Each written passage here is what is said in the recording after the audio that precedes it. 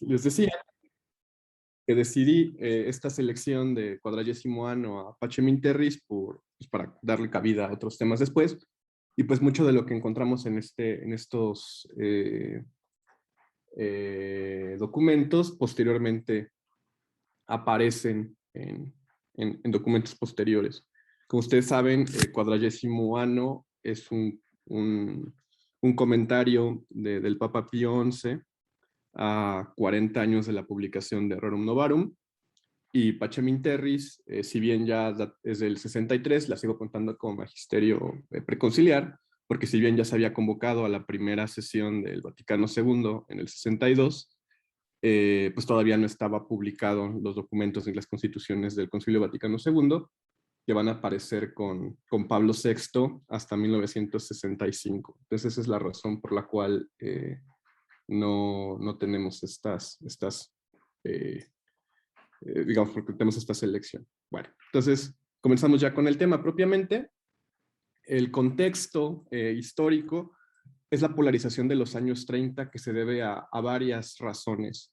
La primera es la Gran Depresión, que la encontramos como, digamos, la primera gran crisis que vive el sistema capitalista triunfante, ya post-imperios, digamos, clásicos tras la Primera Guerra Mundial, que tiene afecta mucho nuestra comprensión de la globalización y de la economía, digamos, de intercambio internacional, y ya que comenzaba a, a verse construida a partir de cuestiones financieras ya más complejas, y ya no solamente el intercambio de mercancías.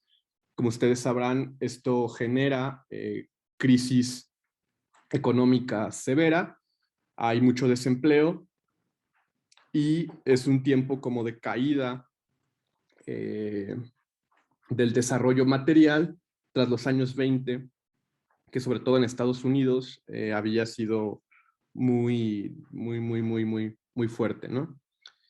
Por otra parte, ya desde finales de los años 20, como vimos en la sesión pasada, había un ascenso de los regímenes totalitarios nacionalistas en el mundo. Por mencionar algunos, aquí pongo al comunismo soviético, al fascismo, y aquí pongo también al nazismo y al nacionalcatolicismo en su primera versión, o sea, con Primo de Rivera, que va a ser también un poco el germen de lo que va a venir después tras la guerra civil, ¿no?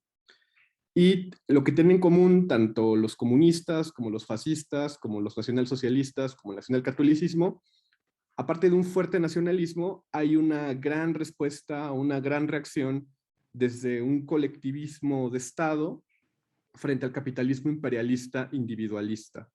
Entonces, digamos que el enemigo común de estos regímenes que enlisto aquí es la manera americana o estadounidense de comprender el capitalismo. Entonces, vamos a ver que muchos de estos movimientos se van a entender, digamos, como una alternativa de gobierno a lo que ya se veía como ascendiendo tras la Primera Guerra Mundial. Asimismo, también después hay otro nuevo repliegue, digamos, contra los comunistas. Entonces, va a haber una alianza común, por ejemplo, del fascismo, el nacionalsocialismo y en medida peculiar lo que podemos llamar nacionalcatolicismo, frente al imperialismo americano, pero también de una manera muchísimo más frontal contra el comunismo. Y de hecho, en los regímenes prosoviéticos, en este caso pongo el caso de España y de México, perdón, aquí me equivoqué, sí, sí, no lo dije bien, en los regímenes prosoviéticos, en este caso puse el caso de España con la República Española tras la dictadura de Primo de Rivera, y en México hay una persecución de la Iglesia y de los católicos. Aquí en México este periodo pues, corresponde al régimen que queda después de la revolución, y que, digamos, su mayor forma socialista o procomunista la encontramos en el gobierno del presidente Lázaro Cárdenas. También hay persecución de la Iglesia en los regímenes nacional sindicalistas. En Italia se da una situación muy peculiar, también que lo vimos la clase pasada, porque al estar la Santa Sede rodeada por la Italia fascista, pues no podía tener una confrontación frontal ni hacer una denuncia tan fuerte del régimen. pero lo llegó a hacer en algunos momentos. Entonces Mussolini frecuentemente amenazó a la iglesia de que si no obedecía al régimen tendría problemas con ella. De hecho, hay un caso en el que Mussolini movilizó a las camisas negras, su grupo de choque, al Vaticano. Y en Italia hubo también mucha resistencia católica desde la política a partir del partido que en ese momento estaba el Partido Popular Italiano, frente al régimen de Mussolini. Después estos resistentes al régimen de Mussolini, desde el partido, digamos, católico, va a encabezar a la democracia cristiana en la reconstrucción de Italia. En Alemania, como ustedes saben, la situación también es muy, muy peculiar, porque toda la iglesia que se opone a Hitler es perseguida, es encarcelada, en muchos casos es exiliada. Y, digamos, esto se agudiza, pues ya con la invasión de Alemania a Polonia y la invasión de la URSS a Finlandia, y cuando se firma el pacto Ribbentrop-Molotov, como ustedes saben, fracasa, ¿no? Este es un pacto de no agresión entre la Alemania nazi y la Unión Soviética, que después va a quedar invalidado. Entonces, aquí vamos a, en este clima de polarización, pues vamos a analizar qué decía el magisterio social, y aquí invitaba a las naciones y a los católicos para poder construir la paz en un momento demasiado tenso en la historia y altamente violento. Pero si quieren, comenzamos con esto de cuadragésimo año. Cuadragésimo año es un documento que, si ustedes lo quieren revisar, se darán cuenta de que, si bien hay ciertas novedades respecto a Rerum Novarum, lo que encontramos básicamente es una especie como de diagnóstico de qué ha sucedido con Rerum Novarum a 40 años después. Entonces aquí básicamente lo que nos dice es que pues ha habido un aumento en la riqueza del mundo, hay un mayor bienestar material en el mundo, pero no se ha moderado el reparto equitativo de la riqueza. Entonces esto hace que haya todavía muchas inquietudes obreras en la cuestión social, y que al mismo tiempo, si bien había un mayor bienestar y podemos hablar de un progreso, los ricos eran más ricos y los pobres no necesariamente eran más pobres, pero tampoco eran más ricos. Y las situaciones de desigualdad seguían siendo muy marcadas. Entonces, a lo que invitaba era a que, a partir de un reparto más justo de, de los beneficios del capital y del mercado, se pudiera ayer, pues, buscar una sociedad más equitativa y así evitar las polarizaciones. Recuerden ustedes, como les mencioné en la diapositiva pasada, que la justificación o lo que legitimaba a estos regímenes políticos totalitarios era una respuesta contra el capitalismo de mercado, impulsado en este caso sobre todo por Estados Unidos, de carácter individualista, porque consideraba que atentaba contra la dignidad de del proletariado. Entonces, los movimientos nacionalistas de masas, siempre, una de sus condiciones comunes, es que apelaron a la clase obrera y a la clase campesina como el motor de cambio y, digamos, de impronta política. Esto es muy importante porque, como vimos la sesión pasada, en muchos de estos lugares, sobre todo en Italia y en España, lo que ayudó a construir estos movimientos de masas fueron las bases obreras y los movimientos de autovalía obrera que venían siendo impulsados desde Rerum Novarum, pero que, al ver pocos cambios y al ver un mundo muy polarizado, y sobre todo al encontrar liderazgos políticos que apelaban a las masas, pues se sumaban y creaban movimientos nacionalistas de mucha fuerza popular, digámoslo así, ¿no? Como ustedes verán, el gran problema que veían, pues era que había una promoción de la revolución como fundamento de la acción política, digamos, tanto a la izquierda o a la derecha. Entonces, lo que se buscaba era cambiar el orden de la sociedad, cambiando el orden público, y con ello, pues, alterando la paz y la tranquilidad de la sociedad humana. Entonces, Cuadragésimo Año a lo que invita, pues, es a que pueda haber un momento de, digamos, de discernimiento, de repliegue, de pacificación, y que se puedan buscar vías intermedias de acuerdos para que no estalle lo que después en la historia pues, estalló, ¿no? Entonces, por ejemplo, aquí en este punto, en el punto 71, nos cuenta por ejemplo, cuáles son las necesidades de los proletariados. Por ejemplo, aquí nos cuenta que tiene que ser eliminado todo abuso en materia laboral, de que el salario tiene que ser justo, de que el salario se tiene que adecuar a las necesidades pues, de la vida de los trabajadores y de sus necesidades materiales, y que todavía pues, tiene que tener un poquito de mayor remuneración para que se pueda generar un ingreso que se pueda ahorrar y que así el proletariado, los obreros, puedan tener propiedad privada como algo que los pueda ir manteniendo. Aquí en el 108 nos dice la 40º, dice, la acumulación de riqueza y poder origina a su vez tres tipos de lucha. Se lucha en primer lugar por la hegemonía económica, se entabla luego el rudo combate para adueñarse el poder público, para poder abusar de su influencia y autoridad en los conflictos económicos. Finalmente, pugnan entre sí los diferentes estados, ya porque las naciones emplean su fuerza y su política para promover cada cual los intereses económicos de sus súbditos, ya porque tratan de dirimir las controversias políticas surgidas entre las naciones, recurriendo a su poderío y recursos económicos. Entonces, muchos de los movimientos nacionalistas surgen también porque ven una amenaza en la intromisión de poderes extranjeros en su economía local, que son momentos de gran soberanismo político, perdón, de soberanismo económico, sobre todo porque veían que ya comenzaba una polarización masiva de la economía. O sea, por un lado estaba pues, el capitalismo de Estados Unidos, que tenía su zona de influencia, y por otro lado también la Unión Soviética comenzaba a tener países satélite en materia económica. Entonces, sobre todo en este caso Italia y España, y Alemania también, se resistían a caer en la influencia de algunas de estas dos potencias. Y ya comenzaba a verse una especie como de proto-reparto de lo que después va a agudizarse en la Guerra Fría. Por ejemplo, aquí en México ustedes sabrán que con Cárdenas México tiende a una alianza con la Unión Soviética ayuda al desarrollo económico de México, pero ya después con la Segunda Guerra Mundial México se dista de la Unión Soviética y ya con Ávila Camacho entra el New Deal, ¿no? Ya entra una economía mexicana muy cercana a Estados Unidos y ya con Miguel Alemán ya se convierte en el aliado principal de México.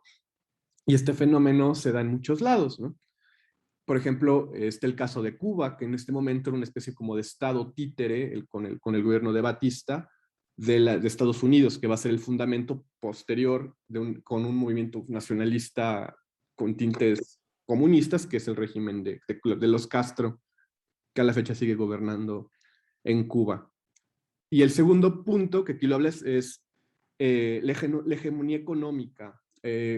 Por ejemplo, ustedes recordarán que una de las razones por las cuales se pudo legitimar el régimen de Hitler y del nacionalsocialismo, pues fue una crítica al sistema bancario, que estaba, según ellos, en manos de judíos. Entonces, una de las razones por las cuales había una persecución por los judíos era porque consideraban los del Partido Nacional Socialista que ellos eran la causa digamos, del despojo de la clase trabajadora alemana y lo que ocasionaba una gran desigualdad social. Entonces se generaba un enemigo público que ellos consideraban que eran los que tenían la hegemonía económica y que eran los responsables también de la crisis. Entonces estas tensiones se polarizaban. Por ejemplo, también una de las cosas que generó, por ejemplo, en España un rechazo a la República Española, aparte de que era un régimen altamente corrupto, era que consideraban que el sistema bancario de la Segunda República igual estaba controlado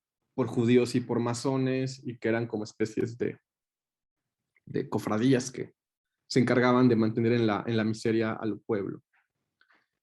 Y por último, bueno, aquí 40º nos dice que esta crisis es causada por un espíritu individualista en la economía y aparte de lo que él llama la dictadura económica que se adueña del libre mercado y que aquello implica o termina siendo una desenfrenada ambición de poderío y quienes son los más afectados, pues son siempre los más pobres, los más debilitados. Aquí hay un pasaje interesante, ¿no? Dice,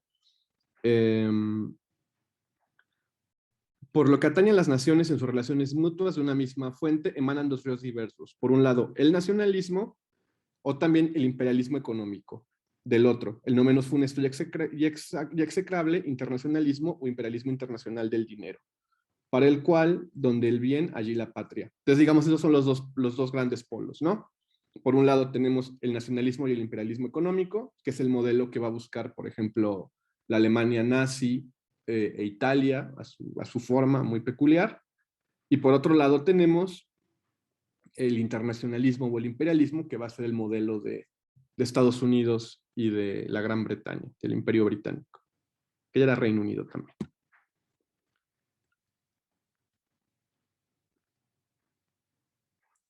Y bueno, aquí, por ejemplo, en el número 120, Quadragésimo Ano tiene este número que es importante porque creo que nos queda muy clara la postura de la Iglesia al respecto del socialismo. Dice, aun con el socialismo, como todos los errores, tienen en sí algo de verdadero, cosa que jamás han negado los sumos pontífices, se funda sobre una doctrina de la sociedad humana propia suya, opuesta al verdadero cristianismo.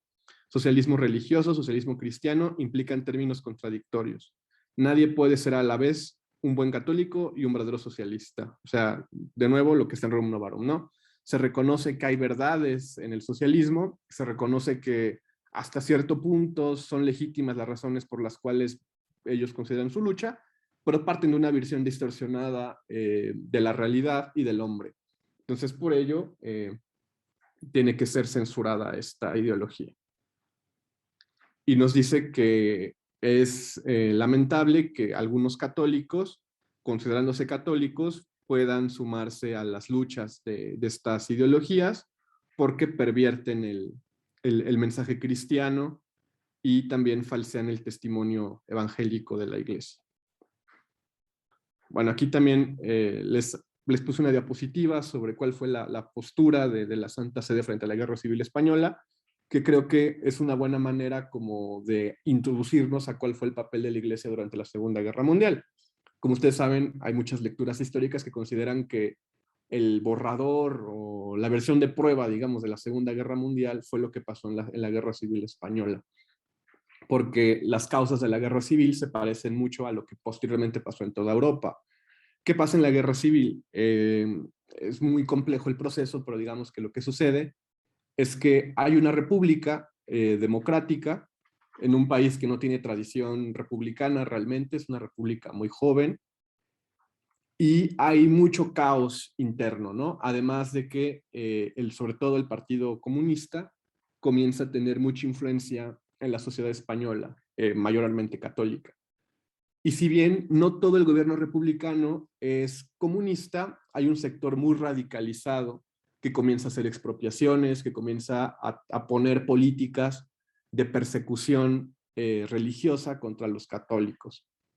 Y asimismo comienza un ambiente de mucha polarización interna, a tal grado que en el 36 algunos generales de la República cometen un golpe de Estado contra la propia República, y esto genera una guerra. Esta guerra polariza ampliamente la sociedad española porque pues es una guerra civil, o sea, la guerra no es entre razas diferentes o entre religiones diferentes o entre pueblos distintos, es una guerra entre hermanos, o sea, en la propia familia era común que hubiera un primo que apoyara el golpe de Estado de Franco y otros que no. Entonces, en este sentido fue una guerra muy, muy traumática. Y la Santa Sede, perdón, el Santa Sede, bueno, sí, la Santa Sede a partir de Pío XI escribió un discurso a propósito que llamó La Vostra Presenza, que dice esto, ¿no? La guerra civil, la guerra entre los hijos de un mismo país, de un mismo pueblo, de la misma madre patria, Dios mío. La guerra es siempre, incluso en los casos menos tristes, algo tan terrible e inhumano.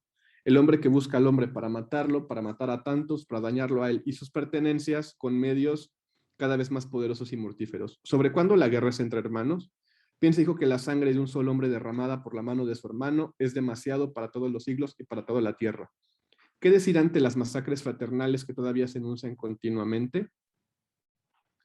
Entonces, pues aquí nos habla de que es un momento muy complicado, que claro que se condena la persecución religiosa y que se tiene que pedir por una restauración de los derechos de la iglesia, ¿no? Y que si bien se le da la bendición a aquellos que asumen la difícil y peligrosa tarea de defender y restaurar los derechos y el honor de Dios y de la religión, esto no puede traicionar, digamos, las maneras correctas de la guerra o las maneras correctas de que un cristiano se pueda conducir en la guerra.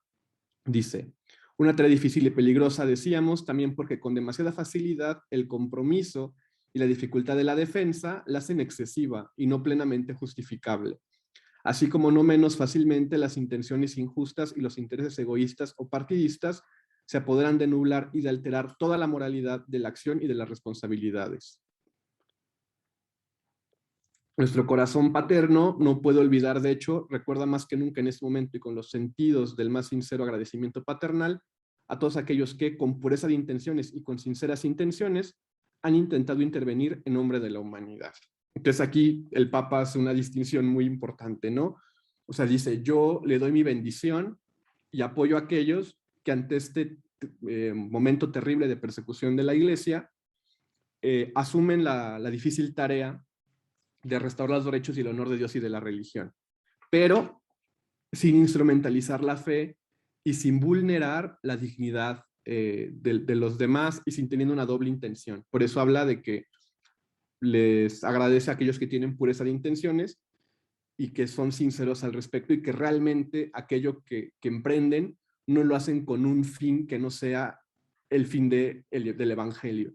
Porque pues obviamente en momentos de polarización política pues es muy fácil utilizar el nombre de Dios para ganar beneficios políticos, para movilizar ideologías y para buscar un fin mundano a partir de la instrumentalización de lo sagrado. Entonces aquí el Papa Pío XI creo que pone de forma muy clara que lo que hizo Franco y el socialismo, si bien parecía que tenía intenciones católicas, no siempre fue consecuente con este principio. Y al contrario, eran conscientes de que era muy peligroso un movimiento de esta naturaleza porque pues al final terminaba instrumentalizando la fe de Jesucristo para un fin que parecía bueno, pero que realmente no había una pureza o una recta intención según lo que decían buscar. Bueno, hasta aquí este documento de nuestra presencia, que es interesante como para ver cómo actúa la iglesia en momentos de polarización cuando la iglesia inclusive es perseguida.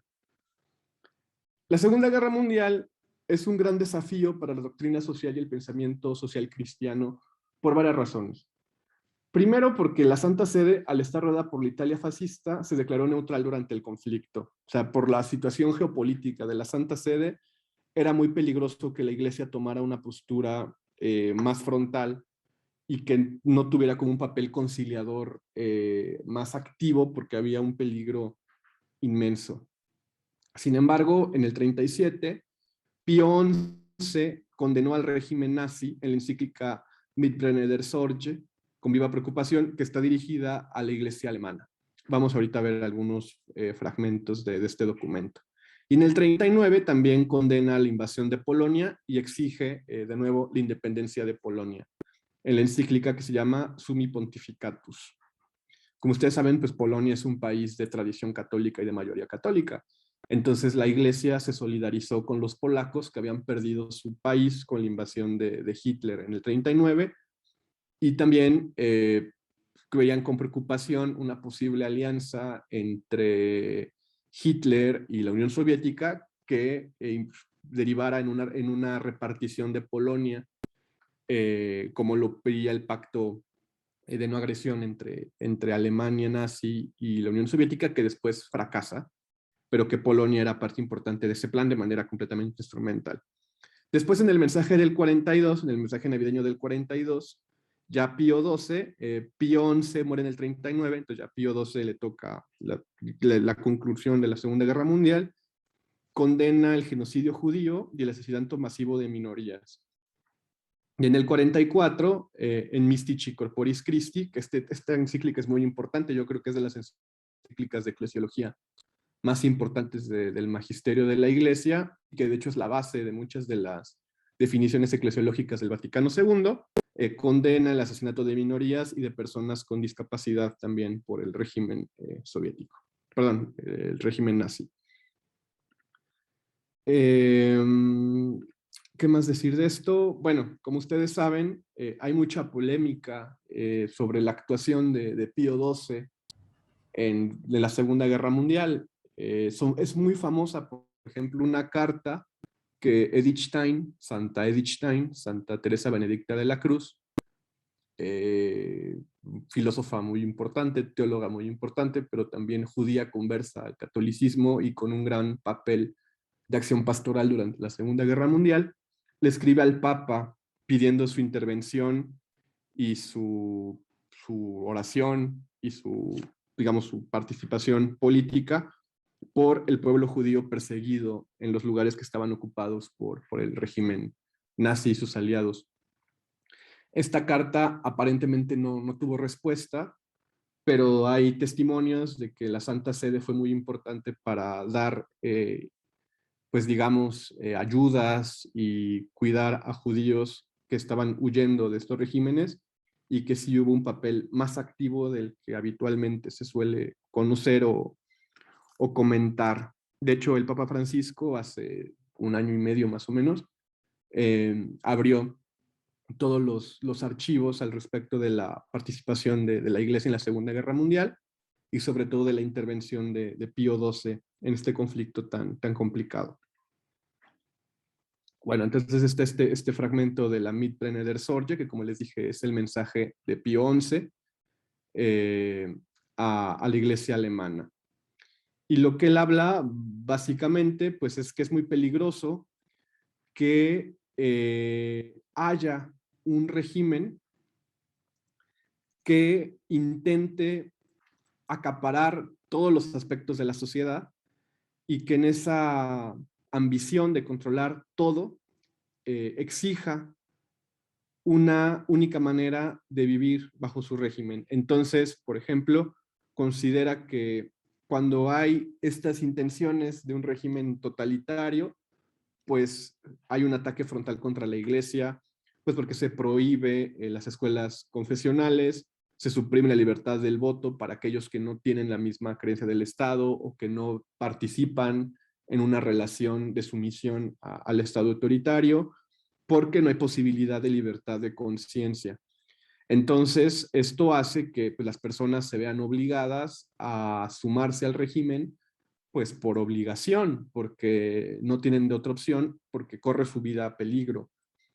Aquí un caso biográfico interesante, ¿no? Como ustedes saben, Joseph Ratzinger, Benedicto XVI, en su adolescencia, pues fue parte de las juventudes hitlerianas, pero no era porque Benedicto XVI, Joseph Ratzinger, fuera un nazi o algo así, era porque estaba siendo obligado por el Estado. Entonces, si él no iba a este tipo de acciones, pues podría tener consecuencias eh, personales graves a su familia y a él. Entonces, eso es algo propio de los regímenes autoritarios, estatalistas.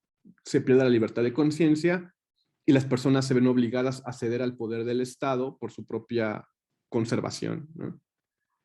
Como ustedes saben, pues un cristiano no está obligado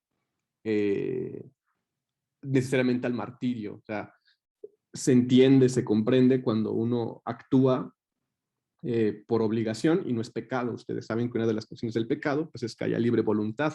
Entonces, si te obligan a hacer algo, pues no es materia de pecado. Y aquí en este mismo documento, pues él habla de que el gran problema de los regímenes autoritarios es que quieren desaparecer la razón natural y el derecho natural como fuente del bien político y que imponen una ley artificial a partir del derecho positivo que se convierte en la única ley y que niega o es contradictoria con el derecho natural. Esa es la dictadura del Estado autoritario. Entonces, como lo vimos en la sesión pasada y la sesión pasada, ustedes ya saben que el derecho natural precede al derecho positivo y que la razón natural preside a la razón positiva. Entonces, cuando un Estado intenta imponer una ley contraria a la razón natural, por la razón natural misma puede desconocerse la ley. Y esto pues genera evidentemente un conflicto. ¿Y por qué sucede que un régimen imponga una ley positiva y desconozca la razón natural? Pues porque este régimen se considera pues infalible y única autoridad posible en el mundo. Ese es el peligro del Estado positivo, ¿no? Que restringe toda posibilidad de acción conforme a la naturaleza humana y falsea la estructura o la comprensión de la política como un poder dado por Dios a los hombres y en el que los hombres no se autoimponen como única autoridad. Este es un fenómeno muy complejo, ¿no? Hay un pensador, que de hecho aquí tengo un librito a la mano porque lo estaba leyendo hace ratito, que se llama Augusto del Noche, es uno de mis filósofos y pensadores favoritos, que él dice que justamente la modernidad es eso, o sea, la modernidad es un proceso donde se olvida la razón natural y se impone una razón positiva y el Estado quiere ocupar ese lugar de máximo soberano que anteriormente le correspondía a Dios. Pero el problema es que la razón natural se da independientemente de la voluntad del Estado.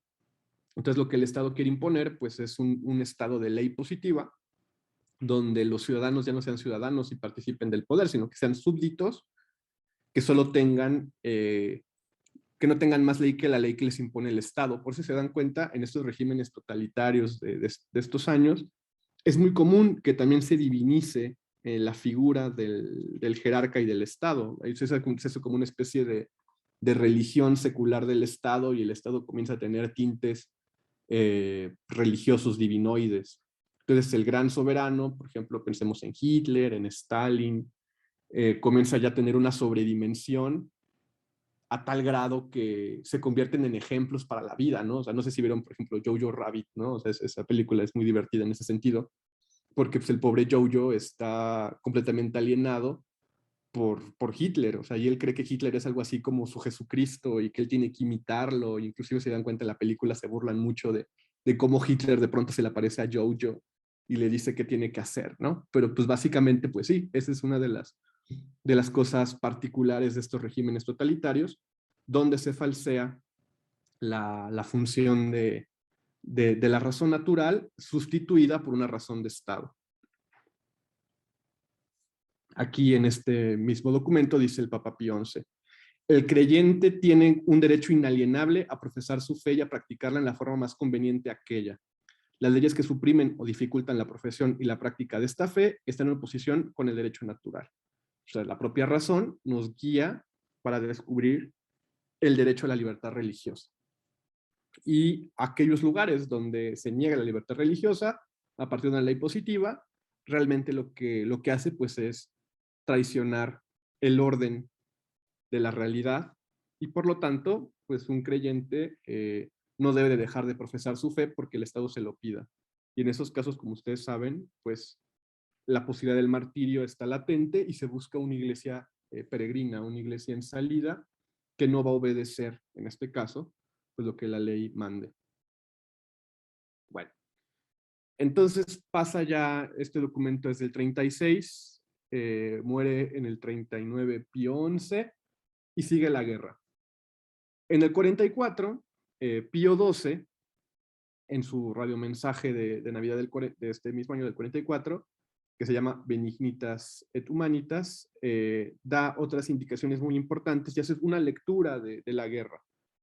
Por ejemplo, aquí nos habla de que es terrible todo lo que acontece y que esta guerra fue consecuencia de un adoctrinamiento que impuso un monopolio del poder y que de ahí derivó un poder dictatorial, como aquí lo dice, incontrolable e intangible. Y que esto ocasiona, pues, que la gran exigencia de las masas, pues, sea que ya no haya regímenes autoritarios, autorreferenciales, digámoslo así, y que puedan existir nuevas formas de participación política no dictatoriales que sean más compatibles con la dignidad y la libertad de los humanos. Entonces, el sistema que aquí considera Pío XII como la alternativa a todo este desastre autoritario es una nueva democracia, o la democracia comprendida de una manera más plural, más regulada, para que nunca más se vuelvan a repetir estas atrocidades.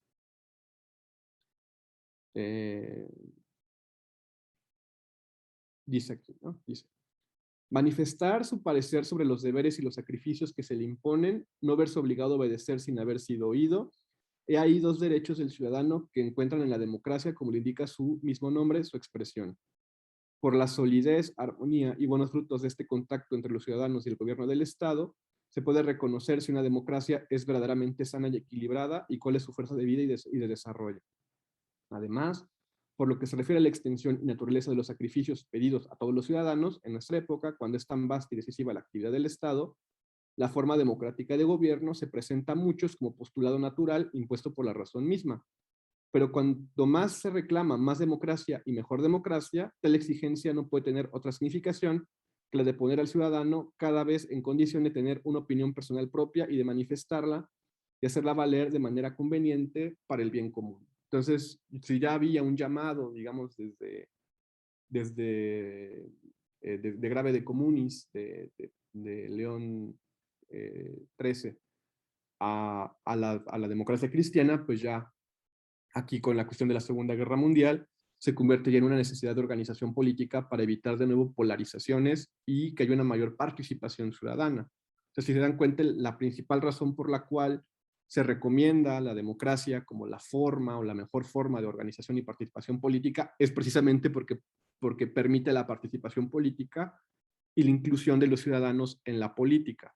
Más adelante vamos a ver que ese va a ser uno de los derechos ciudadanos que siempre se tienen que garantizar, la participación política y la organización ciudadana.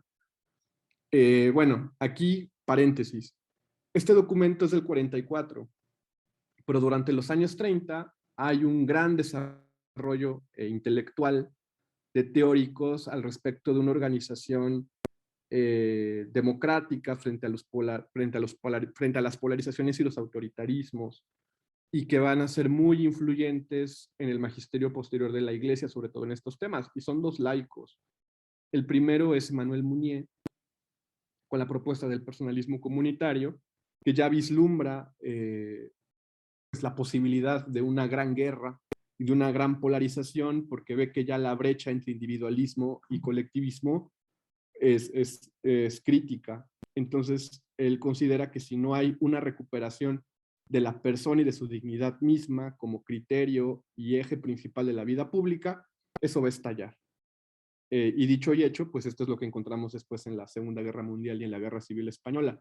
Pero Munier queda como un gran teórico sobre estos temas, que inspira pues muchas de las acciones de la democracia cristiana.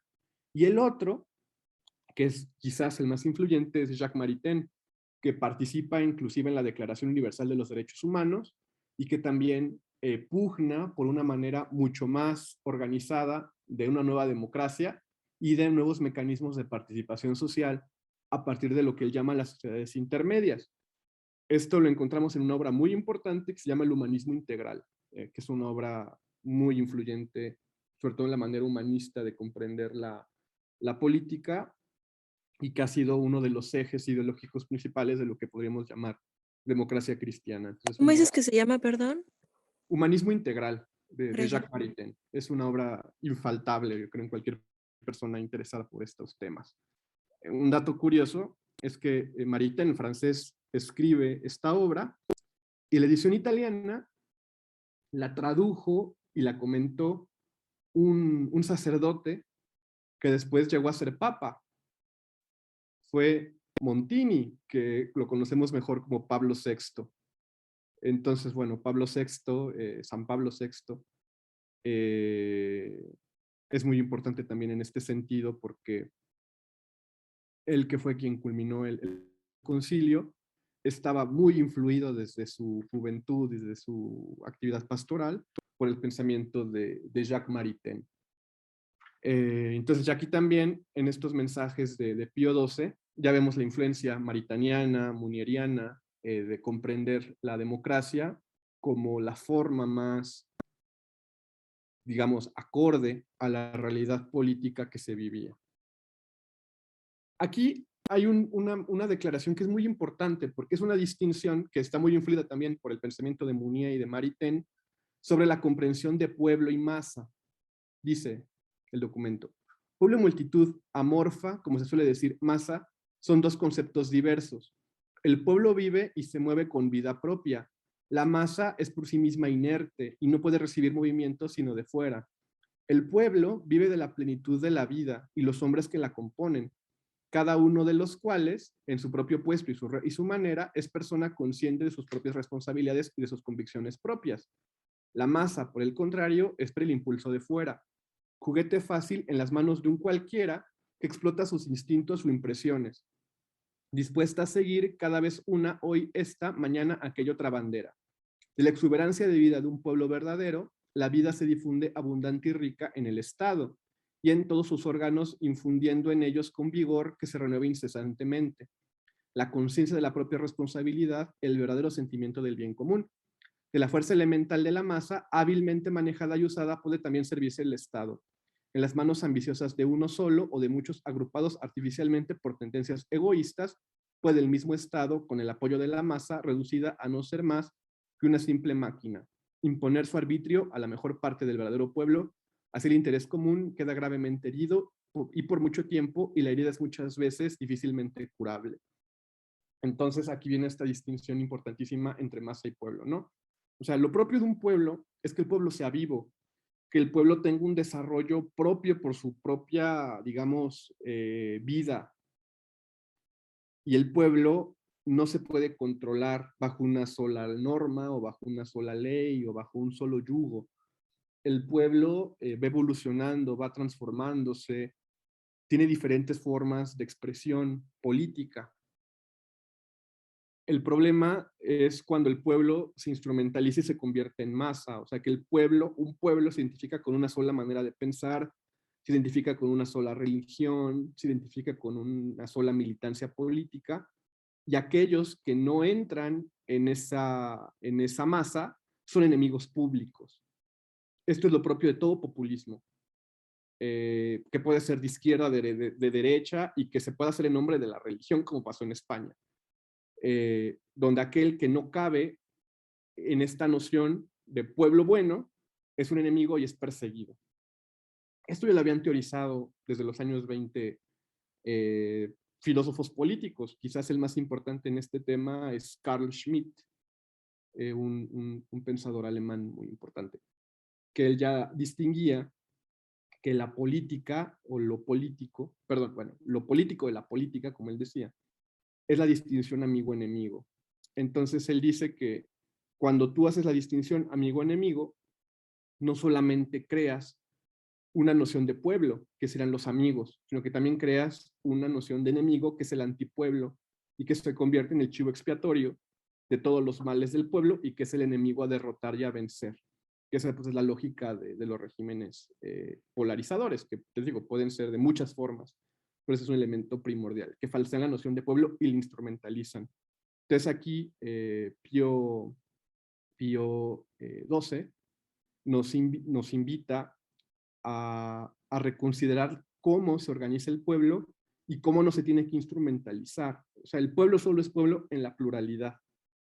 Y por eso también la necesidad de la democracia como forma de orden político. Pero para que la democracia funcione, pues es necesaria una ley, una regulación propia del Estado conforme a la razón natural, que eso es lo que Maritain va a intentar fundamentar, por ejemplo, en Humanismo Integral, y que va a ser el fundamento de la democracia cristiana. O sea, la ley positiva del Estado es una ley, digamos, secundaria a la ley que viene de Dios. Y por eso se entiende también que el régimen temporal, el gobierno, el Estado, es secundario. Entonces, no puede imponerse de ninguna forma, ni tampoco puede hacer de manera unívoca y absoluta de su interpretación de la ley natural una ley positiva.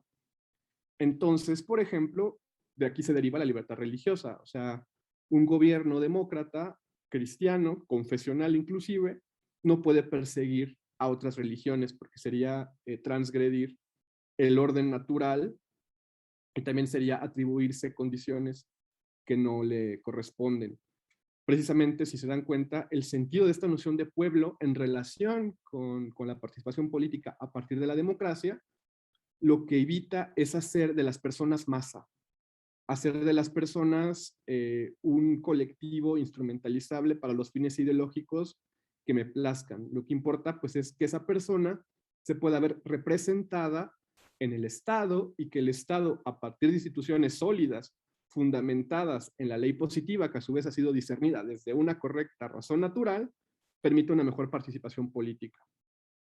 Por esto vamos a verlo más adelante en Pacem in Terris, implica una también responsabilidades civiles y deberes que son necesarios e inherentes a estas formas de organización política. Pero por lo pronto pues ya podemos ver qué era lo que sugería en estos momentos tan complicados la Iglesia, ¿no? Aquí también nos dice este mismo mensaje. En un pueblo digno de tal nombre, el ciudadano siente en sí mismo la conciencia de su personalidad, de sus deberes y de sus derechos, de su libertad unida al respeto de la libertad y de la dignidad de los demás. En un pueblo digno de tal nombre, todas las mismas desigualdades que proceden no del arbitrio, sino de la naturaleza misma de las cosas, desigualdades de cultura, de bienes, de posición social, sin menoscabo, por supuesto, de la justicia y de la caridad mutua, no son de ninguna manera obstáculo a la existencia y al predominio de un auténtico espíritu de comunidad y de fraternidad. Más aún, esas desigualdades, lejos de lesionar en manera alguna la igualdad civil, le dan su significado legítimo, es decir, que ante el Estado, cada uno tiene el derecho de vivir honradamente su existencia personal en el puesto y en las condiciones en las que los designios y la disposición de la providencia lo han colocado. Entonces, ¿cómo comienza la organización del pueblo? Pues a partir del respeto por la personalidad de cada uno de sus integrantes. No hay ninguna personalidad que pueda ser suprimida per se de la vida del pueblo. Cuando se le da la personalidad a alguien a partir de su militancia, ya no hablamos de pueblo, hablamos de masa. Y por eso es necesario que todos se puedan ver representados en una parte dentro del Estado. Esa es la noción de partido político. Por ejemplo, aquí en la historia de México, ese es uno de los fundamentos de la organización política del PAN.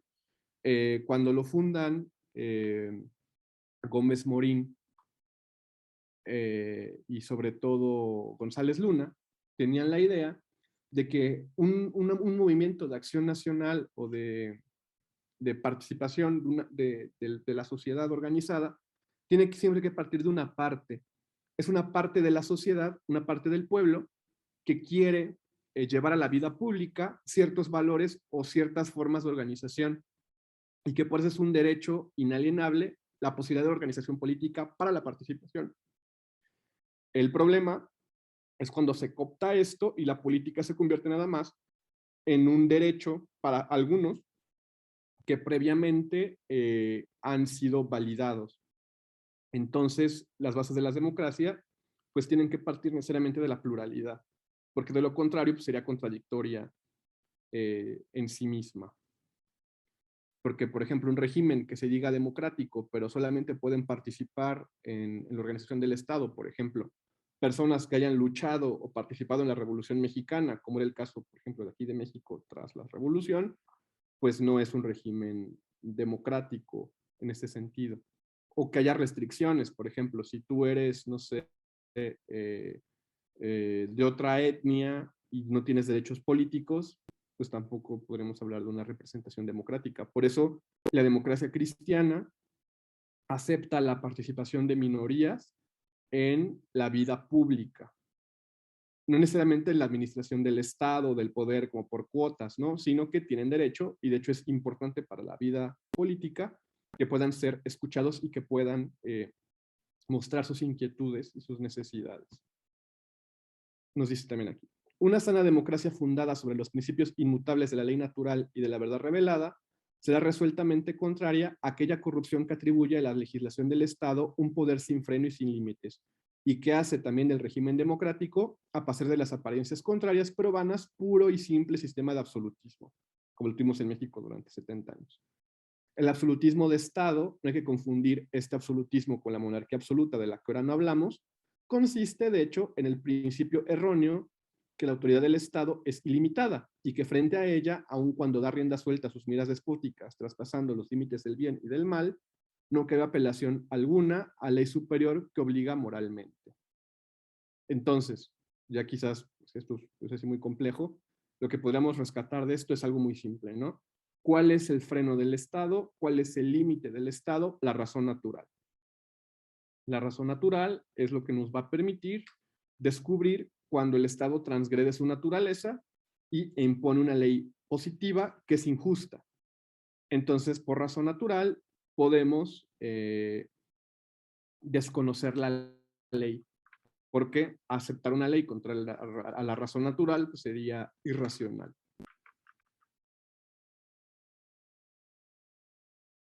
Aquí también habla Pío XII de la importancia de que surjan comisiones internacionales, o sea, de que así como hay regulaciones dentro de los estados, también haya regulaciones internacionales que permitan una mayor participación y cooperación internacional para la resolución de conflictos. Entonces, por ejemplo, aquí aparece la necesidad de la ONU, primero la Comunidad de Naciones, luego la ONU, y también de declaraciones como la Declaración Universal de los Derechos Humanos, que bueno, ya conocen la historia, Maritain participó en ella y fue una parte muy importante de ella, pero cuando entró en la fundamentación de los derechos humanos no fue del todo bien aceptado. Entonces los derechos humanos quedaron de una manera muy positiva, aunque su fundamento para Maritain está en la razón natural. Pero muchos sistemas democráticos sospechan mucho cuando encuentran una fundamentación del derecho natural porque les suena como a metafísica, les suena como una especie de autorreferencialidad religiosa encubierta en un concepto filosófico. Por eso ha sido tan complicada la fundamentación de los derechos humanos, que yo creo que muchas veces hay comprensiones muy falseadas de ellos contra la razón natural. Por ejemplo, cuando se habla del derecho al aborto, ¿no? O sea, eso es algo evidentemente contradictorio al derecho natural y a la razón humana. El derecho al homicidio, eso no tiene sentido. Pero bueno, estas ideas son muy importantes porque influyen en la reconstrucción de Europa. Esta foto es muy importante y muy bonita, porque aquí tenemos a los tres grandes reconstructores de la Europa moderna, todos ellos demócratas cristianos, y los tres venerables por la Iglesia Católica.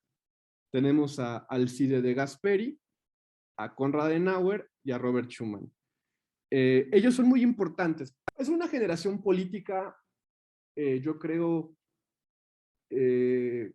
activa intelectualmente y con un sentido de pertenencia al pueblo y de comprensión de la realidad política como pocas en la historia, y que fue providente tras el caos que fue la Segunda Guerra Mundial.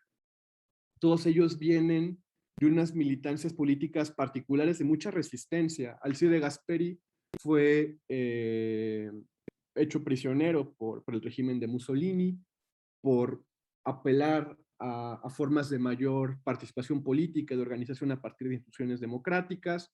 Konrad Adenauer fue perseguido por el régimen nazi. Robert Schuman, que a pesar del apellido era francés, también siempre fue muy crítico, por ejemplo, de la acción francesa de Charles Maurras. Y ellos básicamente lo primero que intentaron hacer fue privilegiar el bien de las personas al bien del Estado. Entonces aquí surgen expresiones famosas, por ejemplo, la de Adenauer, que ha sido como uno también de los eslóganes o de los lemas de la democracia cristiana, que es tanta sociedad como sea posible, tanto Estado como sea necesario, y que fundamenta lo que posteriormente se va a llamar economía social de mercado. Esto significa que es necesaria la intervención del Estado en la organización de la economía, pero que la iniciativa privada es la que tiene que encabezar la posibilidad del bienestar material, pero siempre dentro de márgenes morales que están delimitados por la intervención del Estado. Obviamente eso tiene que ser de manera muy honesta, muy transparente y a partir de la razón natural, no de la razón de Estado. Entonces Adenauer, por ejemplo, a partir de estas medidas, posibilitó el milagro alemán, o sea que después de de la catástrofe de la guerra y con la ayuda de Bretton Woods y demás mecanismos de reconstrucción y cooperación internacional, pudiera reconstruirse la economía alemana. Lo mismo pasó en Italia. Italia, después de la Segunda Guerra Mundial, vivió un momento de bonanza económica, tanto así que Italia fue el gran le llamaban la fábrica de Europa, ¿no? Y fue hasta que apareció China, Italia fue la mayor potencia industrial de Europa junto con Alemania.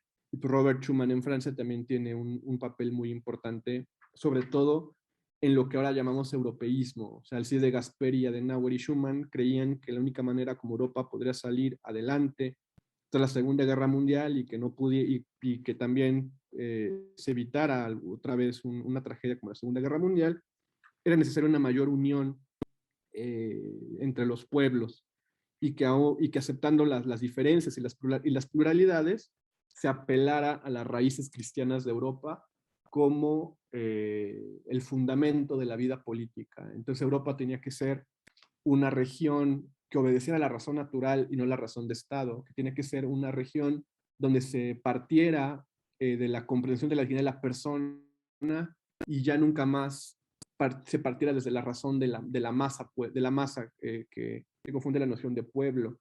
Entonces, digamos, aquí con De Gasperi, Adenauer y Schuman encontramos el germen de lo que posteriormente va a ser la Unión Europea. Y creo yo que es muy triste que la Unión Europea se haya convertido en un internacionalismo que falsea el espíritu de unión y cooperación internacional que estos grandes hombres inspiraron en ella. También cabe decir que tanto de Gasperi como Adenauer como Schuman pues fueron grandes lectores de esta generación de pensadores políticos cristianos, como les digo, entre otros Charles Péguy, Emmanuel Mounier y Jacques Maritain. Pero bueno, ya llegamos al documento que es el más importante de este tiempo. Bueno, aquí les... dejé de compartir. Bueno, en la línea del tiempo. Pío XII muere en el 58, entonces después de todo el tiempo, toda la posguerra, le toca a Pío XII. En el 58 muere y es elegido Juan XXIII, el Papa Bueno, como se le conoce. Un papa que tiene una función muy importante porque le toca, digamos, continuar el proceso de posguerra y ya voltear la página. Y que él también, pues, es quien convoca al Concilio Vaticano II. En el 63 escribe Pacem in Terris. Desgraciadamente, al año siguiente él fallece y llega a la sede petrina Pablo VI, que como ya les había dicho, había sido en su juventud traductor de Jacques Maritain y un gran teórico también del pensamiento social cristiano, y en particular en su versión humanista democrática, ¿no? Entonces, Pacem in Terris ya se escribe en un contexto muy diferente al de lo que había en el tiempo de preguerra y en la guerra misma, porque hay una nueva polarización, pero diferente. Aquí ya comienza la Guerra Fría. Y si bien, digamos, en la Europa Occidental, sobre todo en Francia, en Italia y en Alemania, a partir de esta organización política que tiene pues estas zonas a partir de la democracia cristiana, con Adenauer, De Gasperi y Schuman, también en otras regiones del mundo comienza a verse una gran polarización política y ya se reconocen dos bandos, los países que están bajo influencia de la Unión Soviética y los países que están bajo la influencia de Estados Unidos. Entonces, así como en los 30, Mounier y Maritain y demás ya veían el riesgo de un gran conflicto social y un gran conflicto popular bélico, también aquí ya se veía que era necesaria una nueva condición para la construcción de paz, o si no, habría un gran estallido. Todavía no son las encíclicas de Juan Pablo II, donde se apela mucho a romper esas tensiones polarizadoras capitalismo-comunismo, pero ya encontramos algunas nuevas maneras de comprender la política y la administración humana del poder para que pueda haber paz en la tierra, para que pueda haber, como lo dice la encíclica, ¿no? Pacem in terris. dice en el número 6, una opinión equivocada induce con frecuencia a muchos al error de pensar que las relaciones de los individuos con sus respectivas comunidades políticas pueden regularse por las mismas leyes que rigen las fuerzas y los elementos irracionales del universo, siendo así que tales leyes son de otro género y hay que buscarlas solamente allí donde las ha grabado el creador de todo. Esto es la naturaleza del hombre. Entonces, lo primero que nos dice aquí Juan 23 es, nunca olvidemos la razón natural como brújula de la política. Cuando se cometen injusticias, cuando se desborda todo, cuando olvidamos la razón natural y creemos, por ejemplo, que previo a la razón de Estado no hay ningún orden posible. Esta es una idea muy común en el pensamiento político moderno. O sea, tanto Auguste Comte como Hegel, o sea, los grandes teóricos, digamos, de la lectura progresista de la historia, consideran que la historia es un aumento de razón y que la razón natural no se perfecciona hasta que llega a la razón de Estado. Para Hegel, por ejemplo, la culminación de la historia es la del Estado positivo, el Estado racional, cuando se identifica razón y Estado. Esa es la culminación de la historia. Y Hegel hace una lectura de la historia a partir del, como llama, bueno, en alemán es Aufhebung, la manifestación o la irrupción del espíritu absoluto, como él llama, en la historia, y que va dando una mayor comprensión. Para Hegel, este lugar o este pueblo donde se manifiesta de manera perfecta el espíritu absoluto es el pueblo germano. Entonces él dice, por ejemplo, ya con la reforma protestante de Lutero nos dimos cuenta de que había una manera nueva de comprender la organización política. Luego viene Napoleón, comprendemos otra nueva manera y va siendo progresiva la comprensión de la historia. Y aunque Hegel parece ya muy lejano en el tiempo, pues estas lecturas progresistas de la historia siguen estando muy presentes. Entonces, en cierto discurso de los derechos humanos, sobre todo el de Habermas, yo encuentro todavía muchos vestigios de hegelianismo, ¿no? Que llegan a decir cosas como que, por ejemplo, la Segunda Guerra Mundial fue un mal, o sea, fue un mal evidentemente, pero nos ayudó a progresar en nuestra comprensión del mal y mejorar la organización política. Entonces, esto también considera indirectamente que hay países más desarrollados, sociedades más desarrolladas que tienen una mejor comprensión de la política y bajo esa mejor comprensión de la política y del orden del poder pueden encabezar campañas y intervenciones en el nombre del bien común y de la paz mundial. Y eso está legitimado, ¿no? Les digo que el gran teórico de esto es, bueno, entre otros, es Jürgen Habermas. Otro neohegeliano que últimamente está muy de moda en este sentido es Slavoj Žižek, que desde otra comprensión muy complicada que yo no entiendo, también rescata vestigios de estas ideas. Entonces nos dice más adelante, ¿no? Dice en el número 7, son en efecto estas leyes las que ensañan claramente a los hombres, primero, cómo deben regular sus mutuas relaciones con la convivencia humana, segundo, cómo deben ordenarse las relaciones de los ciudadanos con las autoridades públicas de cada estado, tercero, cómo deben de relacionarse los estados entre sí, y finalmente, cómo deben coordinarse de una parte los individuos y los estados y de otra la comunidad mundial de todos los pueblos, cuya constitución es una exigencia urgente del bien común universal. En los puntos 9 y 10 nos dice, en toda convivencia humana, bien ordenada y provechosa, hay que establecer como fundamento el principio de que todo hombre es persona, esto es, naturaleza dotada de inteligencia y de libre albedrío, y que por lo tanto el hombre tiene por sí mismo derechos y deberes, que dimanan inmediatamente al mismo tiempo de su propia naturaleza. Estos derechos y deberes son por ello universales, inviolables y no pueden renunciarse por ningún concepto. Aquí ya se impone, digamos, lo que teóricamente ya habían desarrollado de una manera muy, muy completa Mounier, Maritain, que es la persona como eje, fin, destinatario y principio de la política. Entonces ya pasamos, o sea, los documentos previos no se utilizaba la palabra persona con esta fuerza, ¿no?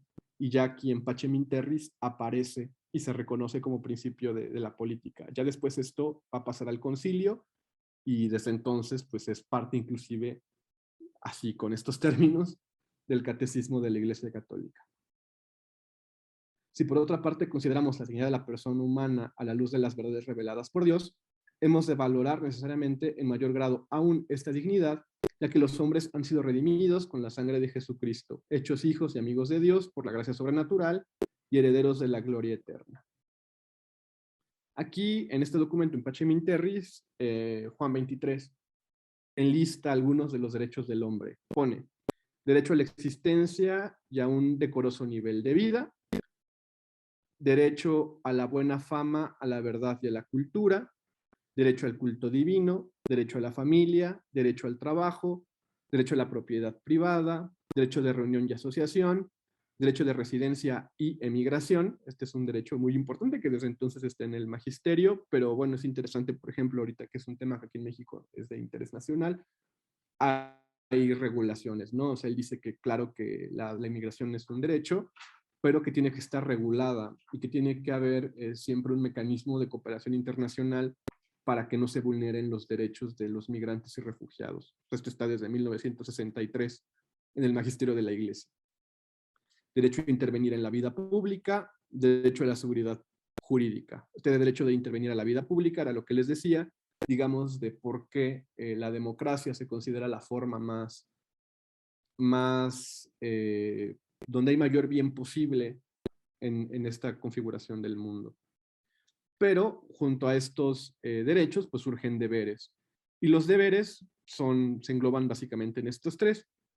El deber de respetar los derechos ajenos, el deber de respetar lo que vimos en la diapositiva anterior, el deber de colaborar con los demás, o sea, el deber de ser subsidiarios y solidarios, o sea, entender que por el bien común todos tenemos que ayudarnos entre todos y no podemos tener una visión egoísta del mundo. O sea, siempre nos debemos a los demás y siempre estamos en relación y en cuidado con los demás. Y el derecho y el deber, perdón, de actuar con sentido de responsabilidad. O sea, entender que nuestros actos tienen consecuencias en los demás y que por lo tanto, pues tenemos que estar en una constante observación de nuestra manera de vivir. Bueno, aquí nos habla también de cuál es la fundamentación del derecho, ¿no? Y cuál es la relación entre ley temporal y ley eterna. Y dice que al final la razón humana, la ley natural, es una derivación de la ley eterna, que es la razón divina. Entonces la voluntad humana, en este sentido, depende más de la ley eterna que de la razón humana. O sea, nuestra voluntad nunca va a llegar a la perfección o a su plenitud, sino bajo la razón divina. Pero por la razón natural, por la razón humana, que participa de la razón divina, podemos organizar de mejor manera el mundo, pero nunca de forma perfecta. Lo contrario, pues sería pelagianismo, ¿no? Porque eso significaría que nosotros podemos discernir y actuar perfectamente el reino de Dios en la tierra. En cambio, pues no, nuestra limitación pues es la razón natural que se potencia, se ilumina bajo la luz del Evangelio. Aquí también nos recuerda que la autoridad proviene de Dios, pero que esto no significa en modo alguno que los hombres no tengan derecho a elegir a los gobernantes de la nación y establecer la forma de gobierno y determinar los procedimientos y los límites en el ejercicio de la autoridad. Por lo tanto, pues esta doctrina es plenamente compatible con la democracia, ¿no? Entonces, no porque la iglesia crea que la autoridad proviene de Dios, la forma lógica de organización política es una monarquía o una dictadura con un solo gobernante. También acá adelante nos habla de cuáles son los lineamientos que tienen que dirigir la vida política, ¿no? Nos habla de las normas de la verdad, o sea, que sea transparente la comunicación, que haya acceso a la cultura, que haya acceso a la educación, los estados no manipulen la opinión pública, la justicia, la activa solidaridad y la libertad, que son las exigencias básicas de la ley natural. Entonces, cuando se falsea la verdad, cuando se falsea la justicia, cuando se niega la libertad y las formas auténticas, por ejemplo, de la libertad, pues también se actúa contra la ley natural. Aquí en el 89 nos habla, por ejemplo, del principio de igualdad ontológica, ¿no? O sea, de que todos los hombres somos iguales por naturaleza y que por naturaleza no hay ninguna superioridad y que por lo tanto, pues todos los humanos tenemos la misma dignidad. natural y que esto es reconocido por la razón natural. Entonces, el Estado, por lo tanto, cuando se rige conforme a la razón natural, no puede, no puede dar mayores derechos o mayores, o puede marginar, por ejemplo, en nombre de la ley positiva, porque eso sería actuar contrario a la razón natural. Aquí también adelante nos habla de cómo tienen que ser las relaciones entre de los cristianos con otras religiones bajo un régimen democrático plural, ¿no? Entonces, por ejemplo, aquí dice, hay quien pregunta con razón cómo puede haberse producido este hecho. O sea, se refiere a que haya cristianos de confesión que no actúen conforme al evangelio en la vida pública, ¿no? Dice, porque la institución de esas leyes contribuyeron no poco y siguen contribuyendo aún personas que profesan la fe cristiana y que al menos en parte ajustan realmente su vida a las normas evangélicas. La causa de este fenómeno creemos que radica en la incoherencia entre su fe y su conducta. Es por consiguiente necesario que se restablezca en ellos la unidad del pensamiento y de la voluntad, de tal forma que su acción quede ánima da al mismo tiempo por la luz de la fe y el impulso de la caridad.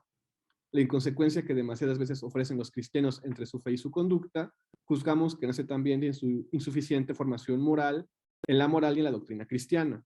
O sea, aquí se da la justificación de por qué tenemos que enseñar doctrina social, ¿no?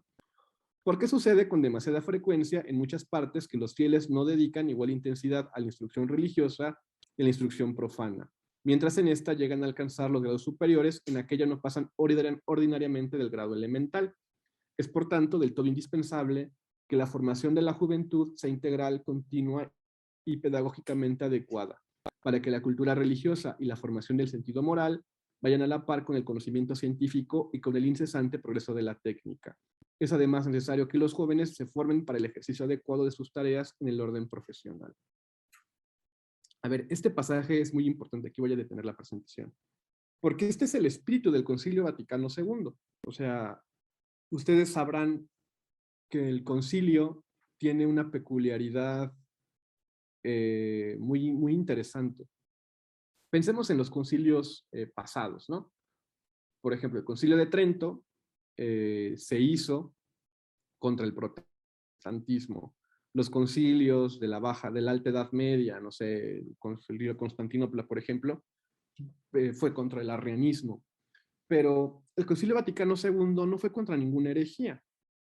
El Concilio Vaticano II reaccionó contra las formas, digamos, débiles de la pastoral social y de cómo ya no había digamos, un impulso fuerte de la influencia de la iglesia en la participación pública. Entonces parecía que el Estado se convertía en la única referencia de los católicos y que los católicos no se veían del todo formados en su manera de comprender y de vivir en la iglesia.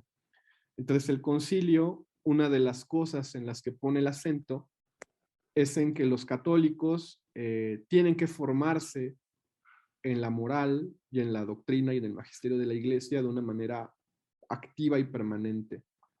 Si esto se ha cumplido a más de 50 años del concilio, no lo sé, pero por lo pronto era la llamada que hacía Juan 23, ¿no? Porque consideraba que, por ejemplo, que muchas de las incoherencias o de las posturas equivocadas de los católicos, por ejemplo, en materia social, se debían a su desconocimiento del magisterio social. Y pues reconocía su bondad, ¿no? O sea, se reconoce que, por ejemplo, un católico que encabece un movimiento sublevado para ordenar y decir cómo tenemos que participar los católicos en política, puede hacerlo con buenas intenciones. El problema es que su acción política no está fundamentada en el magisterio de la iglesia, porque lo desconoce. Y si lo conociera, pues debería reconocer que está en el error. Y esto pues muchas veces por ignorancia, no porque no haya una recta intención o una verdadera voluntad de hacer el bien. Y por eso pues se llama a que todos los católicos nos formemos en estos temas. El problema de la doctrina social, que esto ya lo veía en Juan 23, y que ahora con el Papa Francisco creo que sea, bueno, ha estado siempre también con Juan Pablo II, inclusive hasta hay una encíclica sobre eso, es que la doctrina social, como ustedes se dan cuenta, requiere indispensablemente la participación de los laicos. O sea, los sacerdotes en este sentido no pueden encabezar la formación moral en materia política o en materia social, porque requiere mucho de la comprensión de los propios laicos para organizarse de forma política. Entonces, sin una iniciativa permanente y activa de laicado, es muy complicado que estos temas puedan permear todas las estructuras sociales. Además de que, como vimos, es muy sencillo que estos discursos terminen siendo instrumentalizados para fines políticos egoístas y que no sean para la mayor gloria de Dios. Entonces, pues se llama mucho a esta conversión permanente, ¿no?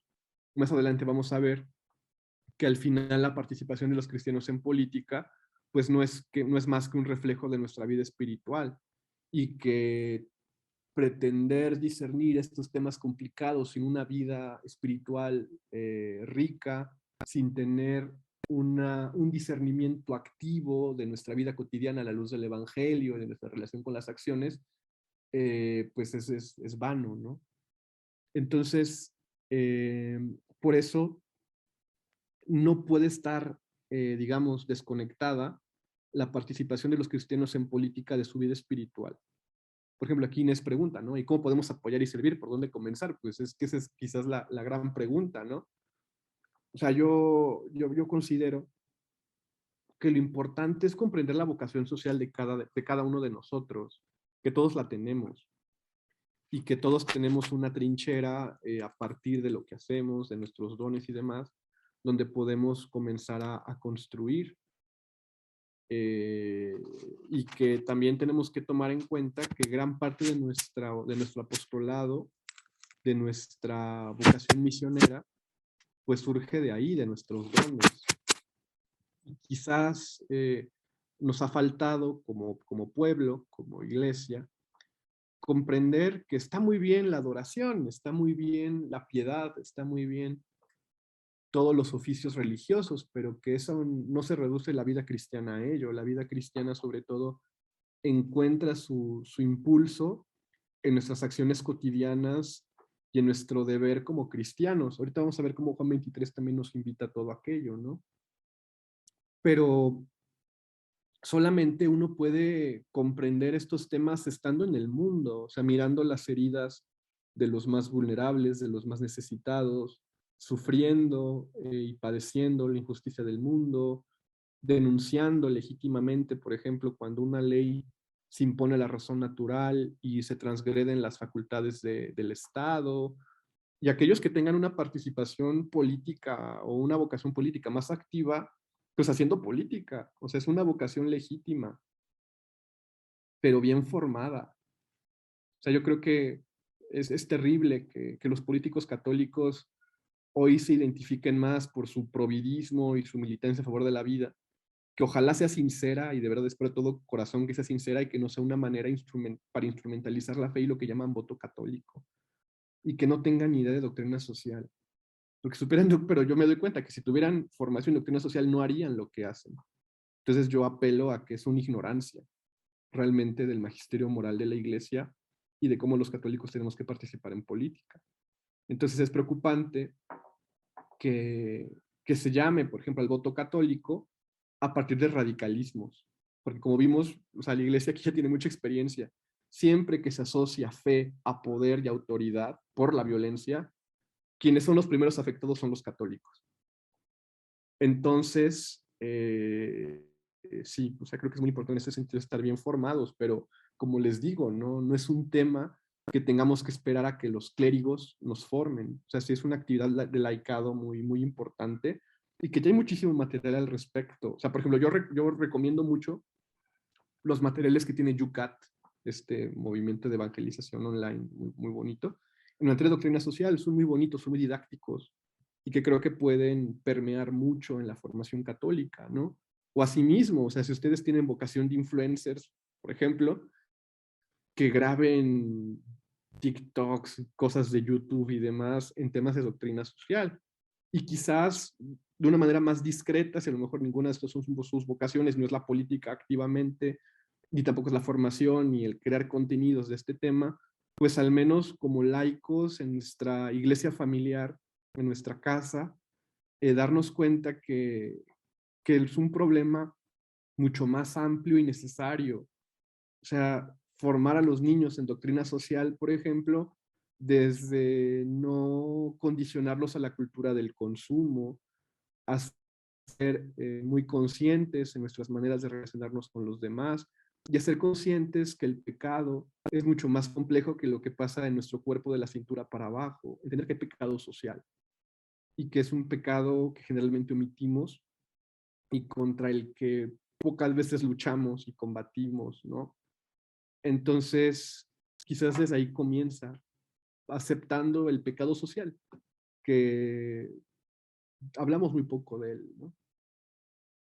Y reconociendo también que somos débiles, o sea, que también la carne y la motivación, el lucro, la comodidad, el confort, hace que seamos cómplices de la injusticia y que eso lo tenemos que cambiar. No, no puede ser así nada más repentinamente, ¿no? Y yo creo que eso es lo más bonito, ¿no? O sea, estas enseñanzas siempre han estado en la iglesia, siempre. Yo creo que del evangelio se deduce perfectamente lo que es el pecado social.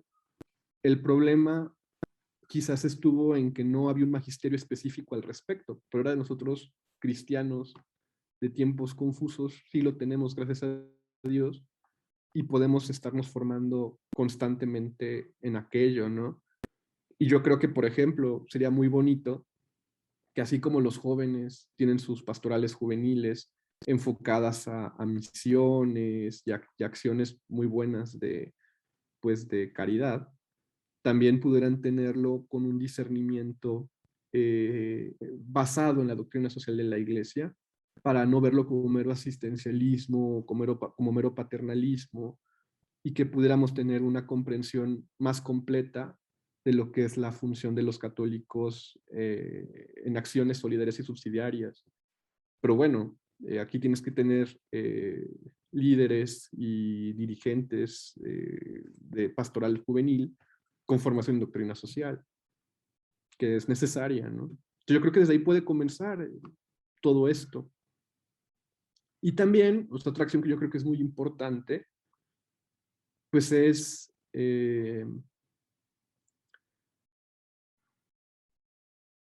no, a ver, no sé exactamente cómo formularlo, pero yo creo que parte de darnos cuenta, todos los testimonios bonitos, sabios y providentes que tenemos en la iglesia al respecto. O sea, veamos las vidas de los santos que han actuado, digamos, inspirados por la doctrina social de la iglesia, que hay muchos, ¿no? Entonces, por ejemplo, veamos la vida de Monseñor Romero, de San Óscar Arnulfo Romero, la vida de San Alberto Hurtado, la vida de Santa Edith Stein, la vida de San Maximiliano Kolbe, o sea, todos estos santos que se han convertido como en las efigies del magisterio social cristiano y que sus vidas de santidad no son sino puestas en práctica de la doctrina social en vida. Y de estos que les mencioné, todos, salvo San Alberto Hurtado, son mártires. Entonces, pues asumir también el riesgo de la doctrina social, ¿no? Que si se dan cuenta son las consecuencias de un discernimiento que nace de lo que leímos el domingo pasado en el Evangelio, ¿no? O sea, ¿quién es Jesús para nosotros? ¿Quién es Cristo para nosotros? ¿Y cómo respondemos a su llamado? Y ya vimos que la respuesta más radical al llamado de Cristo es el martirio. Y que no tenemos que tener miedo a buscar el reino de Dios y la justicia que viene del Evangelio, inclusive comprometiendo nuestras propias vidas. Porque como nos dice el Evangelio, ¿no? O sea, aquel que quiera salvar su propia vida la va a perder. Y el que quiera salvar, perdón, y el que dé la vida por Cristo, pues las tendrá la vida eterna. Entonces, entender esas formas que nos dan miedo, que están en toda la tradición de la iglesia, pues yo creo que es la acción más radical que podemos hacer al respecto y esa es una verdadera no tibieza evangélica.